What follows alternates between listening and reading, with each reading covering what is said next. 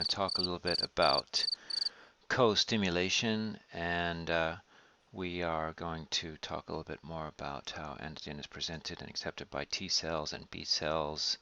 So let's get started.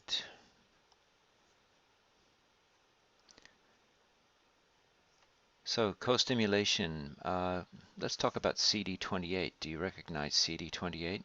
Remember that CD28 is a membrane protein that transduces signals that function together with signals delivered by the TCR complex to activate naive T cells. And where is CD28 expressed? Remember that CD28 is expressed on CD4 and CD8 T cells. The binding of B7 molecules on APCs to CD28 delivers signals to the T cells that induce T cell proliferation and differentiation. So what is it that is inhibiting the T cell activation by counteracting signals delivered by CD28?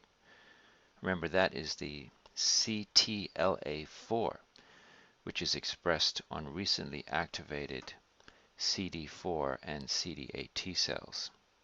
Its function is to inhibit T cell activation by counteracting the signals delivered by the CD28.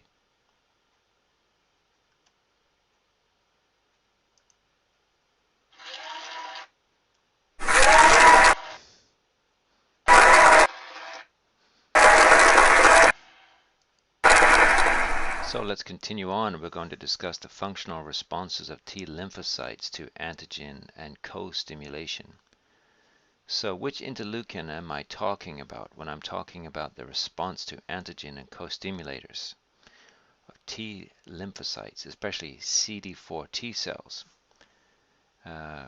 which rapidly secrete several different cytokines that have diverse activities. Of course, here we're talking about interleukin 2. Remember the interleukins?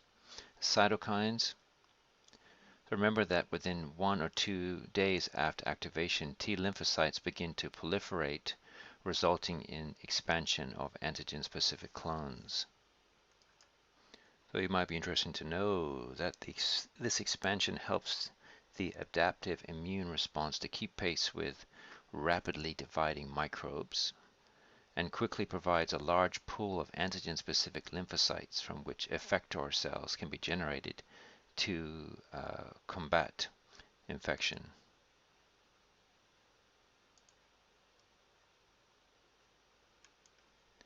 So the main point here is that with antigen recognition and T cell response, we're going to need not only the antigen presentation, but we're going to need co-stimulators.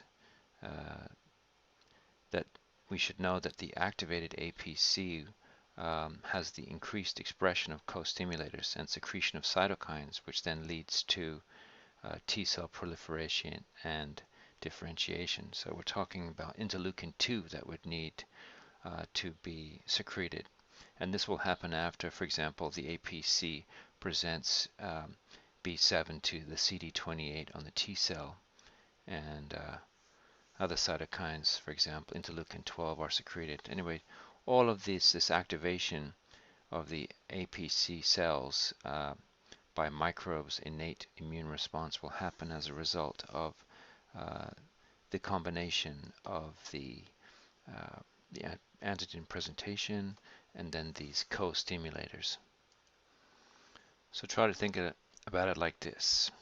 CD4 helper T cells differentiate into effector cells that respond to antigen by producing surface molecules and cytokines that function to activate phagocytes and B lymphocytes, and CD4 T cells that have differentiated into effector cells express the CD40 ligand and secrete cytokines. CD40L binds to CD40 on macrophages or B lymphocytes, and cytokines bind to their receptors on the same cells.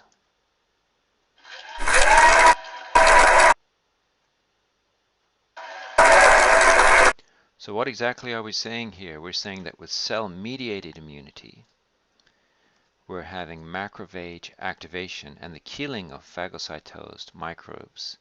And with humoral immunity, we have antibody secretion, neutralization, and elimination of antigen. Let's talk a little bit more about that differentiation into effector cells. How about CD4 T cells? What do they differentiate into? Well, they can differentiate into either Th1 or Th2 cells.